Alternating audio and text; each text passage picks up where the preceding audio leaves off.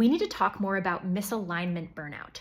Burnout that has nothing to do with long hours or workload and everything to do with the fact that the work you do or the way you're doing it goes against your core values and convictions. You can work a 20-hour work week and have great work-life balance and still experience misalignment burnout because it's not about how much you're working, it's about how much your work conflicts with your ethics. For example, a teacher who's required to teach the test instead of helping kids learn meaningfully. Or someone who works for a social service organization that's being repeatedly subject to budget cuts, so they have to offer subpar services to their clients. Or a creator who believes that social media is destroying our attention spans and social fabric, but still uses it to sell their work. High achievers are particularly vulnerable to misalignment burnout. They tend to chase goals that reflect external expectations rather than their true values, which leads them to build lives that look successful but feel disconnected. On top of that, they receive a ton of external validation for their ambition and achievements, and it gets harder and harder to leave something that everyone around you sees as success. If you're experiencing misalignment burnout, particularly if you don't have a really overwhelming work schedule, it does not mean that you're lazy or high maintenance or weak. It is a real, true phenomenon that has all the same symptoms of traditional burnout,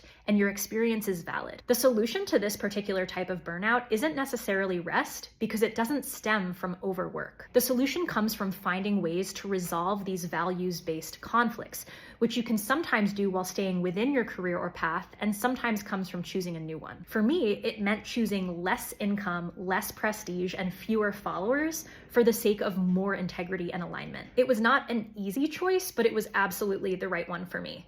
And if you have questions about it, you can drop them in the comments. I help disenchanted high achievers find meaning and purpose beyond conventional success, and I'm currently working on an article about misalignment burnout.